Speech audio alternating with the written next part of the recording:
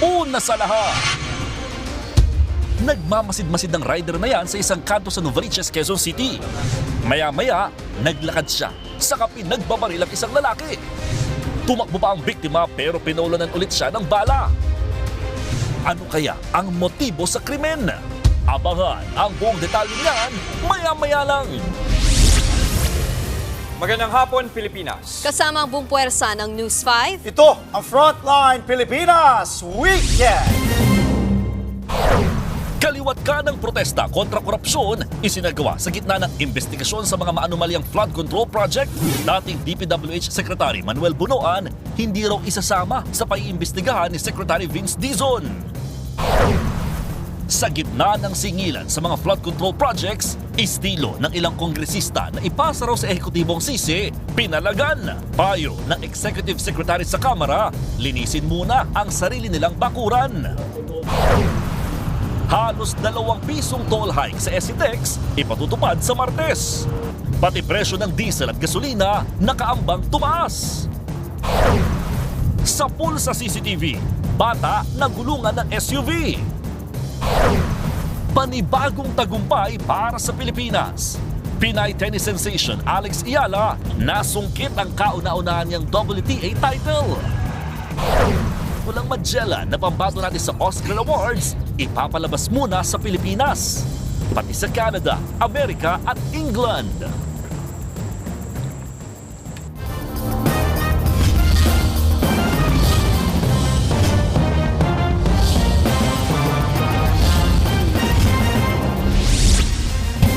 Sa kulungan ng bagsak ng isang babaeng bigla na lang nanaksak ng lalaking hindi niya kakilala. Ito na raw ang pang-apat na beses na nanaksak ang sospek. Nasa frontline ng balitang yan, si Faith Del Mundo.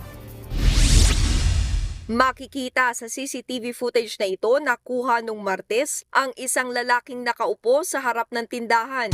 Ilang saglit lang, may dumating na babaeng may bitbit ng bag. Umupo siya sa tabi ng lalaki. Makalipas ang ilang minutong pagtambay, biglang tumayo ang babae at inundayan ng saksak ang walang kamalay-malay na lalaki. Tumakbo palayo ang nanaksak habang ang lalaki humingi ng saklolo. Sa tulong ng mga residente at tanod, nahuli rin agad ang nanaksak. Ayon sa pinsan ng biktima, katatapos lang nilang kumain ng 26 anyos na biktima nang mangyari ang krimen. Hindi raw nila kilala ang suspect. Nagpaalam po yung babae, makikiupo lang kasi napagod po siya. Bumalik na po ako dito. Tapos ang sabi ko, parang may nagkalabog. Nagulat po ako, sabi niya sa akin, daling ko daw po siya sa doktor. Kasi may saksak po siya. Agad na isinugod sa ospital ang biktima na ngayon ay kritikal ang kondisyon. Ayon sa mga otoridad, 3 beses na palang nanaksak ang suspect bagong insidente. Dati rin daw siyang naabuso. Itong suspect nagkaroon ng namolestya o na-rape ata ito. Baka tumanim sa isip niya yung galit sa mga lalaki kaya ginagawa niya. Labas-masok din daw sa mental hospital ang babaeng nanaksak. Yung una po niyang attempt nun, nireklamo po siya ng kapitbahay nila na may sinunog dun sa lugar namin, sa lugar nila. Then pangalawa po, nireklamo rin siya, nang babato siya. Yung po pagka yung parang nalipasan po siya ng gutom, ganun. Simula po nung hiniwalayan po siya ng asawa niya, yun na po yung nangyari sa kanya. May laging ganun, pati yung anak niya, pinagbabalingan. Todo tanggi naman ang 30 anyos na suspect. Wala naman pong tunay na pruweba na ako po yung sumaksak noon. Hindi ko alam yun bagay na yun. Saka kung yun, wala na akong pakialam doon.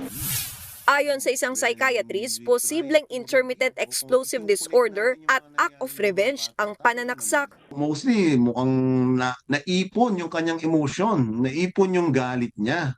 Malamang doon sa history ng relationship, lagi siyang na-abuse verbally, physically, emotionally, and economically. Kaya dumadating sa point in time na nagkakaroon na ng outburst, nagsisimula as nanginginig, tapos pinagpapawisan sila o naninikip ang dibdib nila. Then once na yung aggressive act nila is nagawa na, they feel relief, gumagaan ng pakiramdam nila na parang wala lang nangyari. Nakakulong na sa Antipolo Police Station ang suspect na mahaharap sa kasong frustrated homicide. Nagbabalita mula sa Frontline, Faith Del Mundo, News 5. Nilinaw ni DPWH Secretary Vince Dizon na tanging mga empleyado lang ng ahensya ang iimbestigahan kaugnay sa flood control. Kaya hindi raw sakop nito ang nagbitiw na dating kalihim na si Manuel Bonoan. Nasa frontline po ng balitang yan, si Rainiel Pawid. Ang top to bottom po natin ay para sa mga empleyado ng DPWH. Si Secretary Bonoan po ay hindi na empleyado ng DPWH dahil siya po ay nag-resign na. Yan ang paglilinaw ni Secretary Vince Dizon sa gagawing investigasyon sa mga kawani ng Department of Public Works and Highways. Papangunahan yan ang bubuing Independent Commission ni Pangulong Bongbong Marcos kaugnay sa umano'y korupsyon sa flood control projects. Bago yan, tinibag na rin ni Dizon ang Anti-Graft Committee ng DPWH na siya sanang mag-iimbestiga sa sarili nitong mga kawani. Kumambyo naman ang bagong kalihim ng tanungin kung irerekomenda niyang paimbestigahan na rin ang dating kalihim na si Manny Bonoan. Ako po ay walang karapatang mag-suggest para sa akin. Ako po ay nandito para tulungan ang Independent Commission, hindi para pangunahan sila. Ayon sa isang political analyst, posibleng pinaiira lang ng kalihim sa kanyang mga pahayag ang parliamentary courtesy sa pinalitang leader. The current Secretary Vince Dizon just trying to say this, pero eventually I think it will have to be the clamor, not only on the part of the President and the people around him, but more importantly of the people. If we really want to have an impartial, neutral, unbiased, and at the same time holistic assessment or interpretation or analysis of everything that transpired, I think he really has to be there. Ayon pa kay Professor Kalilong, mas mainam din daw na nagbitiw na sa pwesto si Bonoan habang gumugulong ang investigasyon. It's a matter of delikadesa na rin, na mag-resign siya. Mas maganda na ngayon na nawala siya, ipatawag man siya, at least wala na siya dun sa poder, wala na siya dun sa kapangyarihan na maaari niya ma-impluwensyahan yung direction ng mga magiging pagdinig. Noong Biyernes, humarap si Dizon sa House Committee on Appropriations. Humiling siya ng 1 linggong palugit para muling busisiin ang 881 billion pesos na panukalang budget ng ahensya sa 2026. Kabilang nasusuriin dyan ang umano'y red flag sa budget katulad ng doble-dobleng pondo at dagdag pondo sa ghost projects. Nagbabalita mula sa Frontline, Rainiel Pawid, News 5. Nagkilos protesta ang ilang progresibong grupo sa Baguio City laban sa korupsyon gaya ng maanumalyang mga flood control projects. Nakiisa rin yan si Baguio City Mayor Benjamin Magalong. Sobra na. Wala nang katapusan yung kanilang kasakiman. Paglalarawan pa ni Magalong, highly organized crime na ang uri ng korupsyon na kinahaharap ng bansa, kung saan ang pinakasakim daw sa pangungurakot ay hindi lang mga kontraktor, kundi ang mga politiko. Inakusahan ni Magalong ang ilang mambabatas na tumatanggap umano ng kickback mula sa mga pondo para sa flood control. Panawagan ng mga nagkilos protesta ang transparency, accountability at good governance. Hindi dadalo sa Senado pero bukas raw humarap sa Kamara si Baguio Mayor Benjamin Magalong para sa investigasyon ng mga maanumalya umanong flood control project. Yan ay para raw patunayan ang kanyang mga alegasyon sa mga kongresista na kumikickback umano sa flood control projects. Wala pang imbitasyon ng Kamara pero nakatakda sanang humarap si Magalong sa pagdinig ng Senate Blue Ribbon Committee bukas. Well, doon ang gera doon ang battlefield. Siyempre, as someone na talagang nakikipaggera tayo laban sa korupsyon, then doon tayo sa may gera. Hindi naman tayo pwede pumunta doon sa non-conflict areas. Bukod dyan, inaantay rin daw niya kung ano ang magiging pasya ng Pangulo sa nilulutong independent body. Sinabi yan ni Magalong nang makiisa siya sa rally laban sa maanumalyang flood control projects. Samantala, binanata ni Executive Secretary Lucas Bersamin ang ilang kongresistang nagtatangka umanong ituro ang sisi sa ekotibo hinggil sa korupsyon. Ayon kay Bersamin, hindi kukonsentihin ng gabinete ang anumang atake sa kanilang integridad at reputasyon, pati ang tangkang kontrolin ang pondo. Dagdag pa ni Bersamin, mawawala ng silbi ang mga investigasyon sa anomalya kung hindi tutumbukin ang mismong mga pinanggalingan ng korupsyon. Kaya banat niya sa mga kongresista, pakinggan ang mga Pilipino at unahing linisin ang Kamara. Sinabi yan ng kalihim matapos irekomenda ng party leaders sa Kamara na ibalik sa Budget Department ang panukalang budget para sa 2026, pero binawi rin nila yan.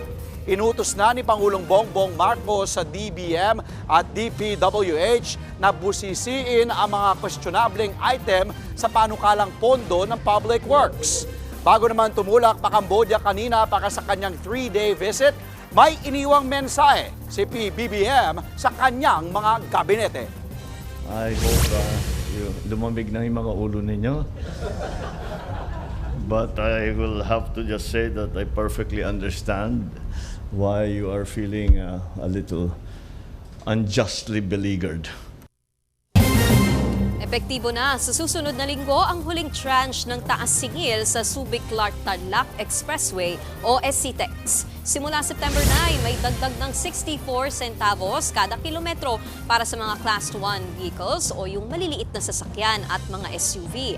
Nasa 1 peso 29 centavos naman ang dagdag sa Class 2 vehicles gaya ng mga bus. At 1 peso 93 centavos naman para sa Class 3 vehicles o yung mga malalaking truck.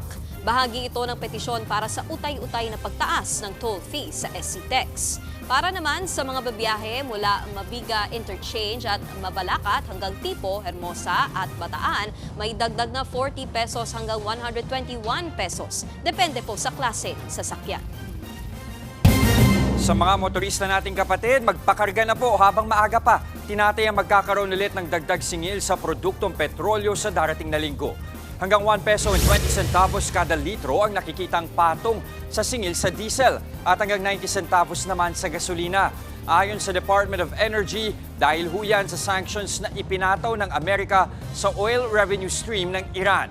Nakaapekto rin daw ang pagtigil ng Saudi Arabia at Iran sa oil shipments nito sa India, pati ang airstrike sa pagitan ng Russia at Ukraine. Sa ibang balita, mga kapatid, magsasara na po maya-maya ang una sa 3 araw na bar exams ngayong taon. Naitala naman daw ang pinakamaraming examinees sa kasaysayan ngayong taon. At nakabantay sa UST sa Maynila si Dave Abuel live. Dave, magandang hapon. Ilan daw ba ang nag-exam ngayong taon? Andre, higit 11,000 aspiring lawyers ang pumasa ngayong unang araw ng bar examinations. Kabado man ang ilan sa mga bar takers, todo suporta naman ang kanilang mga kaanak at kaibigan. Madaling araw kanina nang magsimulang magsidatingan ang mga kukuha ng bar exam kasama ang kanilang mga kaanak. May ilang ding mag-isa lang nagpunta sa test center kagaya ni Camille na aminadong kabado sa itinuturing na isa sa pinakamahirap na pagsusulit sa bansa. Medyo kinakabahan po pero alam kong kasama ko si God sa journey na to and sa mga katulad ko din po na magta-try ngayon. Ayon kay Supreme Court Associate Justice Amy Lazaro Javier, higit 11,400 examinees ang kumasa sa unang araw ng bar exam sa 14 na testing centers. Yan daw ang pinakamataas na bilang ng mga nag-exam na naitala sa kasaysayan ayon sa Office of the Bar Chairperson. Mensahe naman ni Associate Justice Lazaro Javier, laban lang. Keep going. Success is not a product of just one decision or one action. It's a series of decisions to show up and do your best. Okay? If they don't show up, that's it. It's the end of the line. But I want my babies to keep fighting till the end and win this challenge.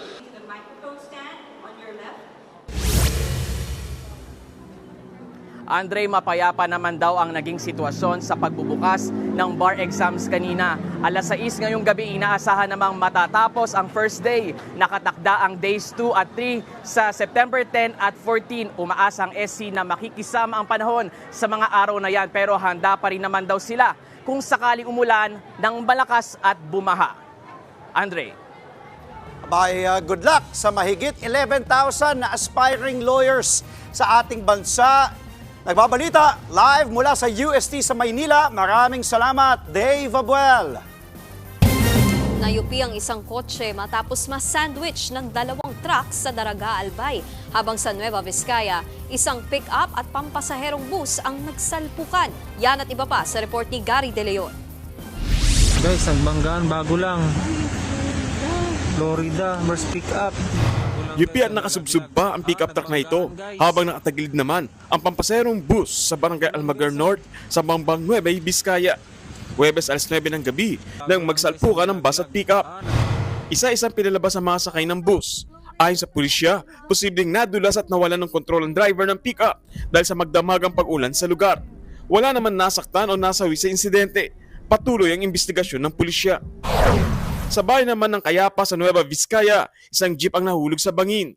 Base sa investigasyon, Biyernes pasado alas 3 ng madaling araw, binabagtas ng jeep na may kargang kamatis ang kahabaan ng National Highway nang biglang bumigay ang kalsada. Nagdire-diretso ang jeep at tuluyang nahulog sa 50 hanggang 70 metrong lalim na bangin. Ayon sa barangay, substandard at ilang buwan pa lamang nagawa ang kalsada. Makita tayo magmamuna, truck dahil inaspalto ang dalangin. Nahandamay nga sinimpa nga dati. Sa assessment namin, according sa initial investigation, nauna na-erode yung kalsada kasi may makita tayo dito sa daan na merong skid marks indicating na nag-apply ng brake muna yung sasakyan before nahulog dun sa eroded part ng ating kalsada. Agad namang naisugod sa ospital ang driver at isang pasahero nito. Naglagay na rin ng barikada ang kontraktor at DPWH para maiwasang maulit ang insidente. Sa Daraga, Albay, yupi ang isang kotse matapos maipit ng 2 truck sa Barangay Villa Hermosa. Ayon sa pulisya, nawala ng kontrol ang driver ng truck nakasulod ng kotse. Dating na po may road construction and then parating na po yung vehicle descending road po kasi siya. Pagdating po dun sa nakapulsak na mga sasakyan, nabunggo niya po yung kotse and then yung kotse bumunggo din po dun sa vehicular one na truck. Nagtamo ng minor injuries ang driver ng kotse at hindi naman nasaktan ang 5 niyang sakay. Na-inquest na nakabanggang truck driver. Maharap siya sa reckless imprudence resulting in physical injury at damage to properties. Nagbabalita mula sa frontline, Gary De Leon, News 5. Susunod, 8 pusa ang 2 aso patay sa sunog sa Makati. Kaliwat kanang barilan, rider, pinagbabaril ang isang negosyante sa kaninakawan ng kwintas. Habang isang lalaki binaril ang bully niyang kapitbahay. At dahil lang sa puno ng saging, lalaki tinaga ang nakaalitang mag-asawa. Lahat ng yan sa pagbabalik ng Frontline Pilipinas Weekend.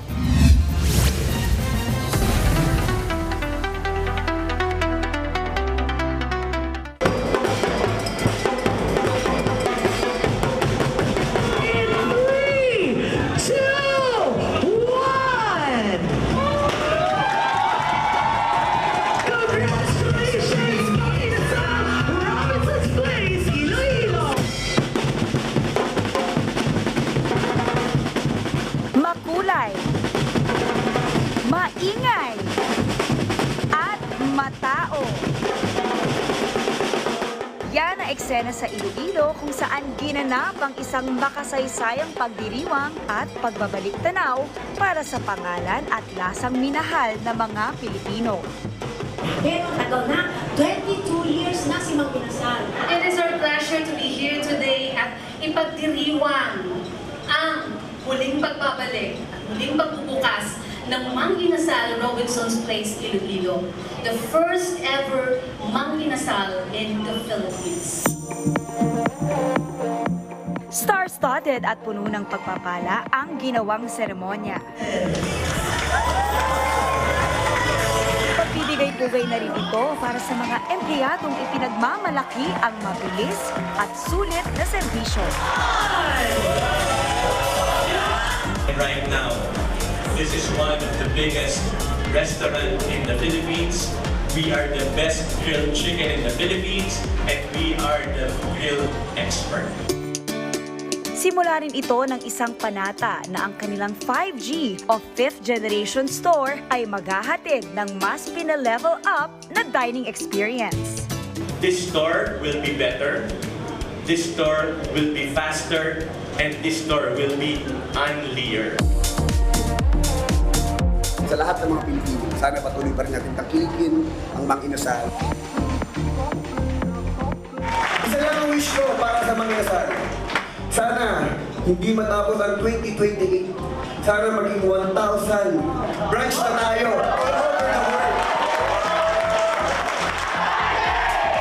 Unstoppable! Mang Inasal Robinsons Iloilo! Magalogid na salamat!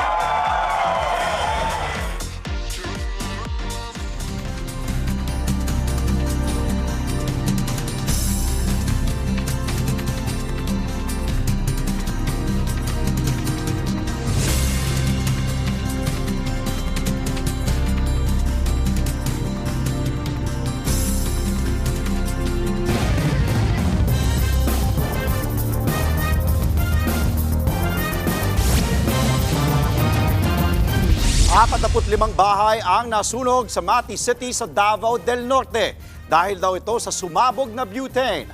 Yan at iba pa sa Frontline Report ni Rainiel Pawid. Sa drone video na ito, kita ang lawak ng pinsala ng sunog sa Barangay Sentral sa Mati City, Davao Oriental. 45 bahay at higit 600 individual ang naapektuhan ng sunog. Nag-ugat daw ang apoy sa sumabog na butane gas. Mabilis itong kumalat dahil gawa sa light materials ang mga bahay. Higit 440,000 ang paunang naitalang pinsala sa ari-arian matapos ang sunog. Sa ngayon, sa covered court muna namamalagi ang mga nasunugan. Sa Baguio City naman, nagmamadaling inangat ng mga bumbero ang roll-up door sa basement ng Maharlika Livelihood Complex. Sumalubong sa kanila ang maitim at nakasusulasok na usok dahil sa sunog sa lugar. Magdamag na inapula ng mga bumbero ang apoy sa basement. Nahirapan daw silang maapula ang sunog sa laki nito. Inabot ng 8 oras bago tuluyang napatay ang apoy. Iniimbestigahan pa ng Bureau of Fire Protection ang mitya ng sunog. Pumalo na sa 18 milyong piso ang iniwang pinsala nito. Ito na ang ikalawang beses na nasunog ang gusali matapos na mag-aapoy sa parking area noong 2024. Bukas na sa publiko ang gusali maliban sa mga stall sa basement na pawang mga tindahan ng damit at pagkain. Sa Barangay San Lorenzo naman sa Makati, kita ang makapal na itim na usok na bumalot sa nasunog na bahay. Hindi na raw kumalat sa mga katabing bahay ang apoy dahil mabilis na narespondihan ng mga otoridad. Nakontrol na ang sunog higit 10 minuto lang matapos iakyat sa unang alarma. Gayunman, hindi na isalba ng may-ari ang ilan sa kanilang mga alagang hayop. 8 pusa at 2 aso ang namatay matapos matrap. 5 naman ang naisalba at 3 ang kritikal ang lagay. Inaalam pa ang sanhi ng sunog sa bahay. Nagbabalita mula sa Frontline, Rainiel Pawid, News 5. Nagkapikunan na ba kayo ng kapitbahay nyo? Naku, magdalawang isip po bago tayo pumatol. Arestado ang isang lalaki matapos pagbabarili ng kanyang kapitbahay sa Quezon City. Ang biktima raw kasi ay bully at nandudura pa. Nasa frontline ng balitang yan, si Carrie Cator. Kusang sumuko sa mga pulis sa Tondo sa Maynila ang 53 anyos na lalaking yan matapos mapatay sa pamamaril ang kanyang kapitbahay. Batay sa investigasyon, kinumpronta ng suspect ang biktima sa kanyang bahay sa Barangay UP Campus sa Quezon City noong Biyernes hanggang sa nagkainitan ang dalawa. Nauwi sa suntukan kung saan itong suspect ay binunot ang kanyang baril at habang itong biktima ay agarang lumayo, tumakbo to at kanyang sinundan. At doon naabutan niya at kanyang binaril. Nagtamo raw ang biktima ng 3 tama ng bala sa dibdib at 1 sa ulo. Isinugod pa siya sa ospital pero idiniklarang dead on arrival. Paliwanag daw ng suspect sa mga pulis, napuno na siya dahil matagal na umano siyang pinagdidiskitahan ng biktima. Base dun sa nabanggitin ng suspect sa amin, halos sa 1 taon, medyo binubuli siya. May mga pagkakataon na dinuduraan at may mga pagkakataon na nasisita yung suspect ng biktima kung saan may pinaparada yung motor bus. Hindi naman daw masagot ng suspect kung bakit may dala siyang baril nang kumprontahin ang biktima. Sinubukan din ng News 5 na kunin ang panig ng salarin pero tumanggi na siyang humarap sa kamera. Nasa kustodiya na ang suspect ng Quezon City Police District kung saan siya nakadetene. Mahaharap siya sa reklamong murder. Nagbabalita mula sa Frontline, Caricator, News 5. Binaril na o patay ang... Sa ibang balita, binaril at hinablutan pa ng kwintas ng rider ang isang negosyante sa Quezon City. Ang ninakaw na kwintas, sinangla pa ng suspect sa halagang 145,000 pesos. Nasa frontline ng balitang yan, si Faith Del Mundo. Pagmasdan ng rider na ito na nakatayo sa tabi ng kanyang motorsiklo sa labas ng laundry shop sa barangay Bagbag sa Novaliches, Quezon City. Nagmamasid-masid siya sa paligid na tila may hinihintay. Maya-maya lumapit ang rider sa laundry shop, saka pinagbabaril ang isang lalaki. Agad tumakbo ang biktima pero pinaulanan pa siya ng bala hanggang sa matumba. Nilapitan siya ng suspect, hinablot ang suot nitong kwintas sabay takas. Nangyari yan mag-alas 9 ng umaga nung Lunes. Naisugod pa sa ospital ang biktima pero namatay rin matapos mapuruhan sa ulo at sa katawan. Base sa investigasyon, may-ari ng laundry shop ang 43 anyos na biktima. Ito kasing victim ay nagbabantay dito sa kanyang laundry shop. Itong suspect ay pumasok at pinagbabaril itong biktima. Ang lumalabas kasi dito sa report ay multiple gunshots. Napag-alamang ipinaayos muna ng suspect ang kwintas bago isangla sa halagang 145,000 pesos. Sa tulong ng CCTV, natukoy ang suspect at nahuli makalipas ang 2 araw. Sinukuri ng asawa ng suspect sa pulisya ang motor, tampered na plaka, helmet at sandals ito. Tumanggi nang magbigay ng pahayag ang suspect na kasalukuyang nakakulong. Maharap siya sa kasong robbery with homicide. Nagbabalita mula sa Frontline, Faith Del Mundo, News 5. Sa Quezon City pa rin po, patay ang isang rider matapos barilin ng nakaalitang rider.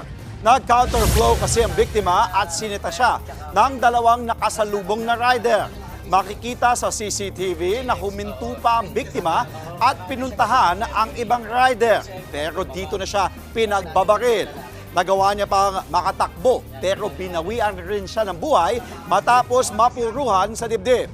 Nadakip na ang isa sa mga suspect sa pamamaril. Balitang Bisaya naman, arestado ang isang lalaki sa Southern Leyte matapos pagtatagain ang mag-asawa dahil lang sa alitan sa puno ng saging. Sinugod daw ng suspect ang 59 anyos na biktimang lalaki na papunta sana sa kanyang taniman. Inawat naman ng 82 anyos na asawa ang biktima ng ang suspect pero nadamay siya sa pananaga. Agad dinala sa ospital ang mga sugatang biktima.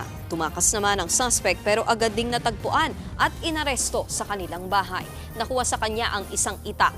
At ayon sa lokal na pulis, may sama ng loob daw ang suspect sa mag-asawa nang pagbintangan siyang nagnakaw ng puno ng saging. Mahaharap ang suspect sa kasong frustrated murder. Nananawagan ng mga obispo sa bansa na wag lang mga kontratista ang panagutin sa maanumalya umanong flood control projects. Ayon sa Catholic Bishops' Conference of the Philippines, paano raw paniniwalaan ang mga investigasyon sa Kongreso kung may kinalaman din sa katiwalian ang mga nag-iimbestiga? Hindi raw dapat mga kontratista lang ang sisisihin, kundi pati ang mga mambabatas, engineer, auditor at iba pang politikong nasa likod ng anomalya. Ang tunay raw na katarungan ay hindi lang basta pagpaparusa, kundi pagsasauli rin ng ninakaw sa kaban ng bayan. Kaya dapat daw, wag lang i-blacklist ang mga kontraktor, panagutin din ang mga opisyal ng gobyernong kasabwat sa krimen. Susunod, isang bata sa India na gulungan ng SUV. Buhay kaya? Pinay tennis sensation Alex Ayala, kampiyon sa Guadalajara Open sa Mexico. At pelikulang Magellan, ipapalabas muna dito sa Pilipinas bago ang road to Oscars. Direktor na si Lav Diaz, may nadiskubring tsaa. Huwag po kayong bibitiw mga kapatid. Magbabalik ang Frontline Pilipinas Weekend.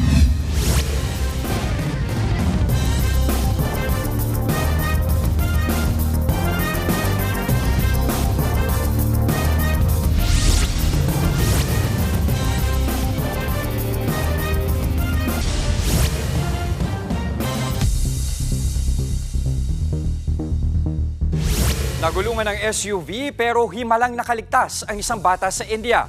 Sa kuha ng CCTV, pumwesto sa harap ng nakahintong sasakyan ang paslit. Dahil blind spot, hindi yan napansin ng driver. Umanda rito hanggang sa magulungan at pumailalim ang bata. Naramdaman niya ng driver kaya bumaba siya at sinilip ang ilalim ng SUV. Agad sinagip ng driver ang paslit at dinala sa ospital. May minor injuries ang bata. Nagpaalala naman ang mga otoridad sa mga magulang na bantayan ang kanilang mga anak.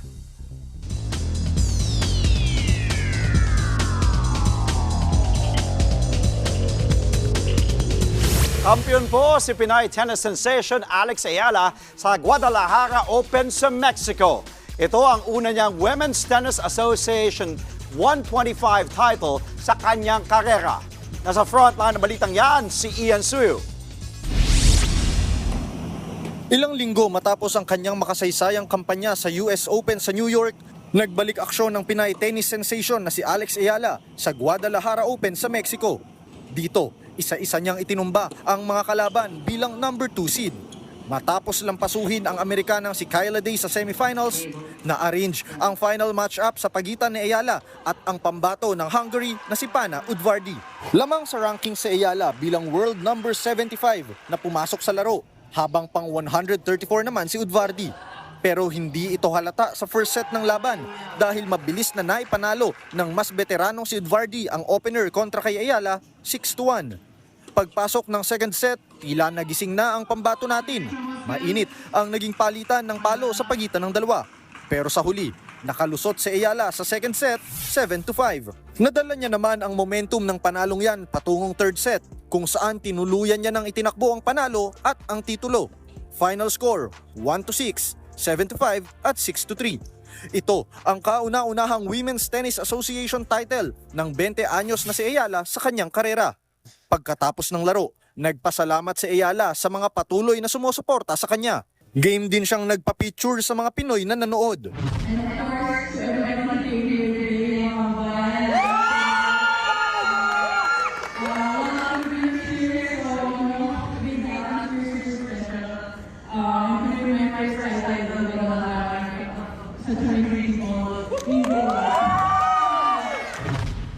Pinati naman ni Pangulong Bongbong Marcos si Ayala sa kanyang panalo.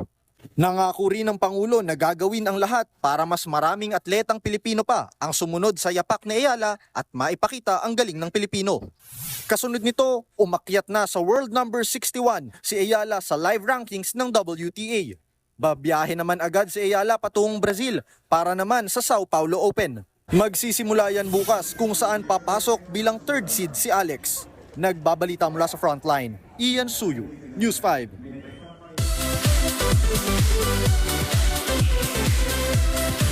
Ipapalabas muna sa Pilipinas ang pelikulang Magellan bago umpisahan ang Road to Oscars journey. Pero bago yan, may patis ang award-winning director na si Love Diaz.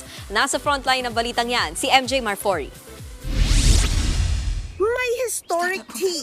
Yan ang isisiwalat sa official entry ng Pilipinas sa 98th Oscar Awards na Magellan. Bunga raw yan ng 7 taong pananaliksik ng award-winning director na si Love Diaz. I'm not saying na wala talaga sila pula po, pero ayon sa pananaliksik ko, parang mas dapat ang i-reconsider natin sa kasaysayan natin si Humabon. He is the guy na pag titingnan mo yung mga nangyari, mas malapit yung katotohanan parang si Humabon ang gumawa ng lahat. Kaya naman hinihikayat ng pelikula na magbukas ito ng diskurso sa audience. If you're an artist or a cultural worker, mabigat na pasanin yung haharapin mo yung tradisyonal na naratibo na alam ng bayan, alam ng mundo. Lahat na.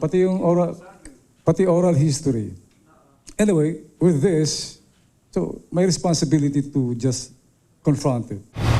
May good news naman ang producer na 1017p at Black Cap Pictures na si Paul Soriano dahil tutulungan sila ng Oscar award-winning distributor na Janus Films sa kanilang Road to the Oscars bid. Iikot din ang pelikula sa Toronto, New York, London at iba pang importanteng festivals na may bigat sa Academy. You can say Hidilyn Diaz got the first gold for the Olympics. Then of course you had Carlos Yulo, and I think for cinema this is hopefully Lav's first Oscar for the Philippines. After ng matagumpay na Cannes run at 100% rating nito sa Rotten Tomatoes, ipapalabas muna ang Magellan sa mga sinihan sa bansa starting this Wednesday. Nagbabalita mula sa Frontline, MJ Marfori, News 5. Susunod, PBA Rookie Draft, umarangkada na. At Jean Jordan Abina Wagi bilang ultimate grand winner ng The Clones ng Eat Bulaga. Tuloy-tuloy ang balitaan sa Frontline Pilipinas Weekend.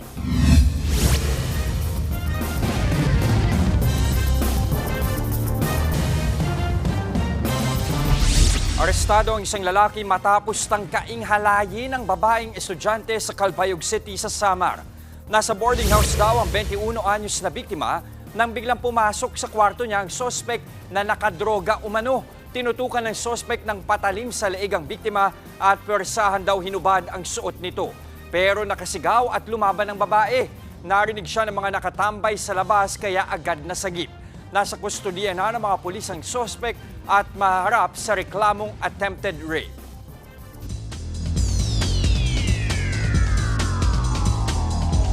PBA fans, papasok na po ang panibagong batch ng PBA players kasunod ng rookie draft ngayong araw. Inaabangan naman kung sinong magiging number 1 overall pick na mapupunta sa Terra Firma G.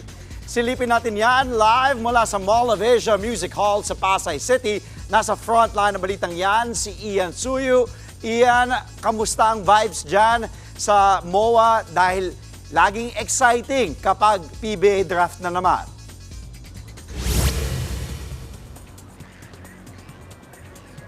Andre, new faces, new players na naman ang aabangan nga natin sa paparating na season. Dito nga sa pagsisimula ng PBA Rookie Draft sa MOA Music Hall dito sa Pasay City.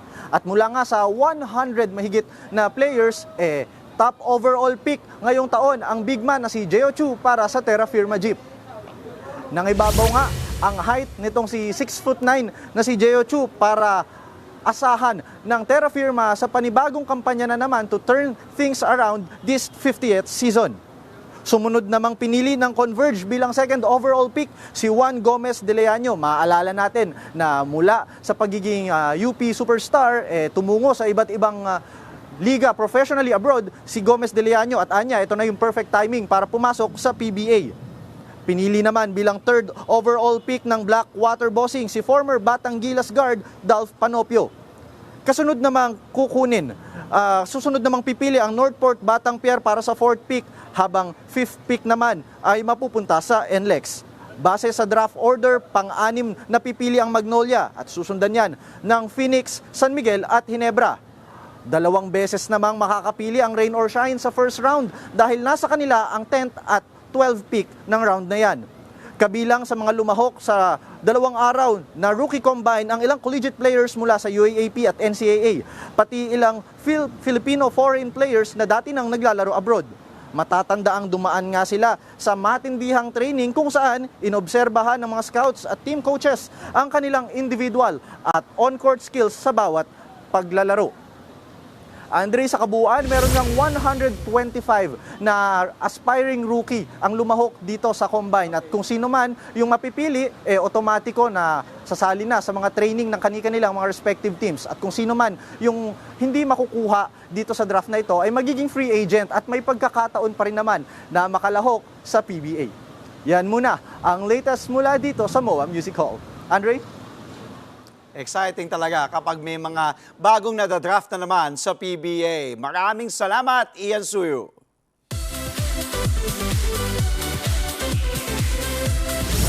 May nanalo na. Itinanghal si Jean Jordan Abina bilang ultimate grand winner sa segment na The Clones ng Eat Bulaga. The Clones Ka-Voice of the Stars ultimate grand winner is ang ka-voice ni Karen Carpenter. Jean Jordan Abina. Congratulations. Ipinamalas ni Jean ang kanyang galing sa pag-awit at pag-clone ng boses ng American singer na si Karen Carpenter. Kinanta ni Jean ang classic songs ng Carpenters na I Need to Be in Love at Love Me for What I Am. Plakado rin ang kanyang pagka-Karen Carpenter sa kantang Baby One More Time ni Britney Spears at Eat Bulaga theme song. Nag-uwi si Jean ng ₱250,000 at trip for 2 ticket sa isang Asian destination. Tinanghal naman na first runner-up ang clone ni Gary Valenciano na si Lucky Robles. Habang second runner-up at Dabarkad's Choice ang ka-voice ni Matt Monroe na si Roel Carino. Susunod, silipin ang isang cafe sa Cavite kung saan hindi lang pagkakape ang pwedeng atupagin, kundi pagkarera gamit ang remote control cars. Tuloy-tuloy ang balitaan sa Frontline Pilipinas Weekend.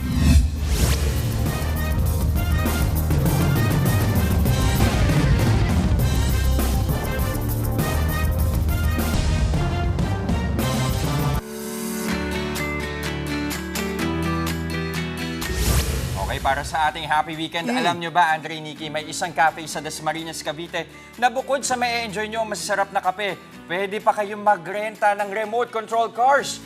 Cute naman. Yung dalawa yan. Silipin natin yan sa report ng ating weekend buddy na si Mondi Lopez.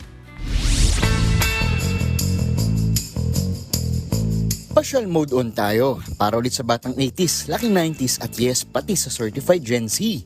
Ready, set, go sa RC Playzone and Cafe. Aarangkada ang mga RC cars and trucks. RC stands for Remote Control. Bunny spot ng barkada at pamilya. Aandar na ang saya. For rent ang RC 4x4, dump truck at excavator. Subukan ang inyong galing sa play area na may buhangin, bato. Ay, pa-challenge to Parang contractor mode na usap-usapan. So ito na yung RC cars na tinatawag natin. So ito yung remote. Up, down, up, down. Tingnan natin. Ups. Atras tayo. Oh, parang feeling mo bata ka. Yan. Ikot mo lang. Ups ulit. Oh. Akot siya. Pero pwede na bounce eh. Dito na ito. Yan. Ups. Ito na. Pwede na mamakot sa finger. Akot. Ay, mali. Meron ding mini car na may camera sa diorama. For sale yan, para sa gusto mag-home race. So ito siya, may camera na siya sa loob. So maganda dito, yung app mismo, i-download natin sa cellphone para mas nakikita niya yung pinaka-POV ng camera. So ito, pakita natin yung kit niya. So maganda to kasi kung may diorama. Plus ito yung remote. Sa abante, magiging daw. Nadaan lang. Mali. Sa atras lang. Dito pa. Dami ko kasi. Teka, dayan na natin. Diretso lang. At kung collector ka, mapapahinto ka sa solid car collection na may-aring si JC. Dating OFW sa Saudi. Present din ang kapet na rienda. Perfect partner ng laro at kulitan. Kaya kung hanap mo ay kape, plus laro, plus kulitan, dito nga na para level up ang weekend mo. Happy weekend, Happy! Mondi Lopez, News 5. Maraming salamat kay Mondi, pero batiin din natin, Jess. Of course! Ating Yes AVP for News ng TV5, Ma'am Grace Navarro. Happy birthday po. Happy birthday, Happy Ma'am blessed Grace. Ilan taon na si Ma'am Grace? Life begins now for Miss Grace. Ganda. Alam mo na. Ayun. Pati magandang blessing kasi, di ba, si Andre, Yes. napaka-cute na baby. So, Ma'am Grace, enjoy your birthday. Alam kong bukas pa, pero happy birthday. 10 ang pakain ninyo. Ay, Tapos abangan. Di ako na-invite, ha? Yan po ang mga impormasyong dapat ninyong malaman. Mga balita para sa may alam at may pakialam. Kami ang inyong mga kasangga sa Frontline Pilipinas Weekend.